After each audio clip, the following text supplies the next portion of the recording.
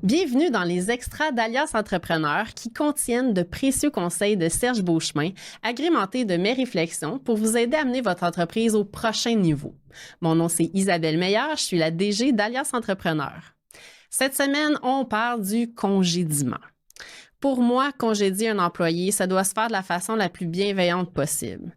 Même, et je dirais surtout s'il s'agit d'un employé difficile. Que ce soit pour un remerciement parce qu'on n'a plus de travail à offrir ou un congédiement parce que l'individu ne convient pas au poste, mettre fin à une relation d'emploi demande beaucoup de courage. Après tout, on le sait, mettre fin à un emploi, ça représente pour l'autre personne beaucoup d'enjeux, autant financiers qu'aussi au niveau de sa confiance en soi. C'est donc important de bien le faire pour préserver l'intégrité de cette personne que vous avez aussi choisi d'embaucher au départ pour faire partie de votre aventure. Je vous propose d'écouter les conseils de Serge à ce sujet, puis on va poursuivre la réflexion ensemble après. Bonne écoute! Comment congédier un employé? Oh my God, ça, c'est pas facile à faire. Je te donne quelques trucs. Quand on congédie quelqu'un, on est souvent en train de dire « toi ou toi, t'es pas bon, ça fait pas l'affaire d'abord ». Ça, c'est le cliché du congédiement. Ma mère était très religieuse. Ma mère disait « Serge, rappelle-toi, quand tu pointes quelqu'un du doigt, il y a un doigt effectivement pointé dans la direction de l'autre, mais il y en a trois qui pointent dans ta direction. Il y en a même un qui pointe vers Dieu en haut. » Alors, pourquoi cette image-là? C'est parce qu'il y a trois doigts qui pointent dans votre direction. Quand vous congédiez quelqu'un, vous devez prendre vos responsabilités. Un processus de congédiement, c'est pas une nouvelle, une surprise qu'on annonce à un employé un mardi après-midi, t'es dehors. Ça, c'est dans les films ou à TV avec Donald Trump dans The Apprentice. Dans la vraie vie, un processus de congédiement, c'est un processus. Ça commence quelque part. Ça commence avec l'observation qu'un employé ne fait pas le travail. Je prends par exemple Nicolas que j'ai embauché et qu'au bout de 3 mois, 4 mois, je vois que Nicolas n'est pas tout à fait au niveau de la productivité que je m'attendais. Je vais donc m'asseoir avec Nicolas. Début du processus. Nicolas, ça va pas aussi bien que j'anticipais. Qu'est-ce qui se passe? On a parlé ensemble de tes objectifs pour l'année et tu réussis pas à atteindre, je dirais, la productivité qu'on s'est entendu au bout de 3-4 mois. Qu'est-ce que je peux faire pour t'aider? Alors ça, c'est une belle démonstration de leadership et de gestion du capital humain. Nicolas, au terme de cette entente-là ou de cette conversation-là, dit, écoute, merci d'avoir jasé avec moi. J'avais juste besoin de me réaligner un petit peu. Ça m'a permis de mieux comprendre mon rôle. Laisse-moi aller, ça va mieux aller. Alors, une première étape du processus, on essaie de réaligner, changer peut-être, de réaligner l'objectif, changer les outils, améliorer 2-3 trucs pour que Nicolas travaille et réussisse à produire. Au bout de 2-3 semaines, 1 mois, 2 mois plus tard, on se rend compte que ça marche toujours pas bien. Deuxième entrevue, on s'en va le voir. Donc, deuxième étape du processus. Nicolas, écoute, je me rends compte que ça va toujours pas bien. On a changé quelques trucs, ça va toujours pas bien. Productivité toujours pas là. Est-ce que je peux faire autre chose? Est-ce qu'il y a quelque chose que je peux faire de plus? Au terme de la conversation, peut-être que là, on a déjà épuisé tous les moyens d'adaptation, les virages, les réorganisations. Peut-être pas, c'est à vous de voir. Alors, si c'est le cas, on pourrait dire, bien, écoute, voici ce qu'on va faire. Je vais t'imposer maintenant peut-être telle ou telle étape. Je vais t'ajouter un compagnonnage. Je vais t'ajouter une formation. Je vais t'ajouter un truc différent. Donc, on change d'approche encore. On va donner maintenant des ressources. On va imposer des ressources à Nicolas ou à l'employé qui ne performe pas bien pour l'aider à s'améliorer et atteindre le niveau de productivité recherché. Après un certain temps, si c'est toujours pas en place, on arrive à la troisième étape du processus de congédiement. Vous voyez, ce n'est pas une surprise, un congédiement. C'est la résultante d'un processus. Donc, la troisième étape, Nicolas, ça marche toujours pas. Je suis venu te voir une première fois, on a fait des ajustements, ça n'a pas donné les résultats. Deuxième fois, je suis venu te voir, je t'ai envoyé la formation, je t'ai envoyé ici, je t'ai envoyé ça, ça marche toujours pas et la productivité n'est toujours pas au rendez-vous. Nicolas, je pense qu'on arrive à une étape cruciale maintenant, il va falloir prendre une décision. Et quand on arrive à cette étape-là, normalement, ce n'est pas une surprise pour Nicolas ou l'employé qui ne performe pas bien, parce que vous êtes venu le voir dans le processus, vous êtes venu l'indiquer qu'il y avait des choses qui ne marchaient pas bien, qu'il devait améliorer. Alors, quand vous arrivez à cette étape-là, normalement, Nicolas ou l'employé, je dis Nicolas là, pour l'exemple, mais l'employé, généralement, souffre, ça ne va pas bien. S'il ne produit pas, il sait qu'il ne produit pas, il l'a entendu, il se donne des coups de fouet le soir en se disant qu'il n'est pas bon, que ça ne marche pas ses affaires. Alors, il y a un capital bonheur qui a baissé, son plaisir au travail est moins présent. Alors, ça va peut-être être une libération même pour lui que vous ayez cette conversation-là. Maintenant, cette conversation-là, rappelez-vous, 3 doigts qui pointent dans votre direction, ça veut dire que c'est vous qui l'avez embauché, cet employé-là. C'est vous, au départ, qui avez vu en lui le bon potentiel, la bonne productivité, les bonnes capacités. Donc, vous êtes responsable aussi de tout ça. Ce n'est pas juste de sa faute.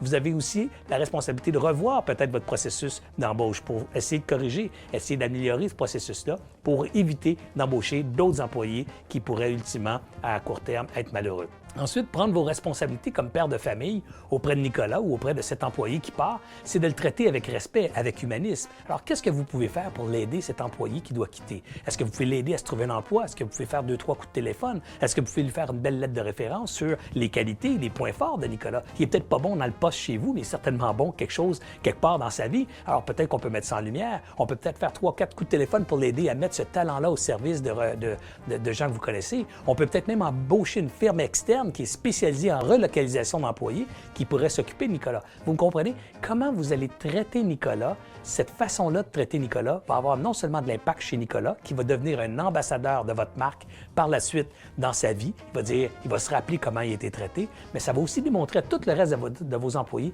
comment vous traitez avec humanité vos employés, comment jusqu'à leur départ, vous traitez bien et correctement les employés. Alors voici comment on peut prendre un congédiement qui est un acte souvent négatif dans une société et le transformer en quelque chose de créatif, en quelque chose de positif, tant pour l'employé qui part que pour ceux qui restent dans l'organisation. Vous allez démontrer votre leadership et votre humanisme. Et ça, c'est la marque des grands leaders.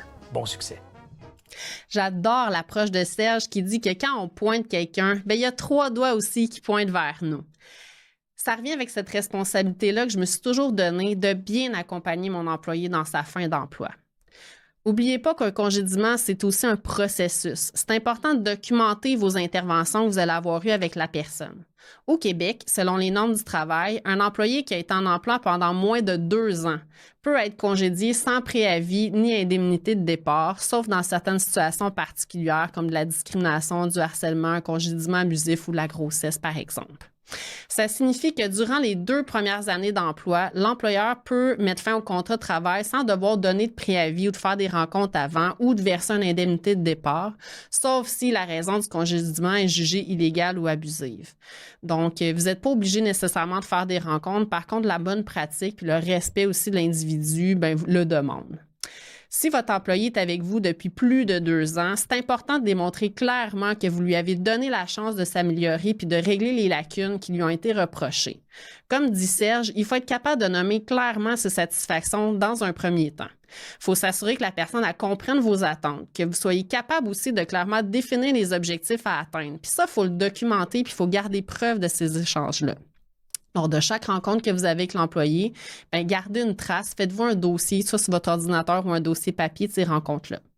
Trop d'entrepreneurs ou de gestionnaires négligent de prendre des notes. En cas de litige, c'est important de pouvoir démontrer qu'on a donné clairement la chance à la personne de s'améliorer puis qu'on a fait son devoir d'employeur que d'encadrer les employés adéquatement.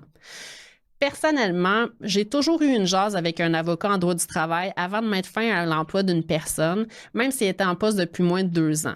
Ça me permet de m'assurer de faire la démarche correctement au niveau légal. Est-ce que j'ai bien documenté? Est-ce que j'ai bien fait les étapes aussi pour arriver là? Puis de me concentrer surtout sur l'aspect humain de la chose. Perdre son emploi, c'est souvent, oui, une libération pour l'employé qui ne correspond pas aux attentes, mais c'est aussi un deuil qu'il ou elle devra faire avec son milieu de travail. Il n'y a pas de recette magique. Il faut mettre son chapeau de gestionnaire, il faut bien se préparer, trouver le courage surtout d'adresser avec humanisme et bienveillance la fin du lien d'emploi.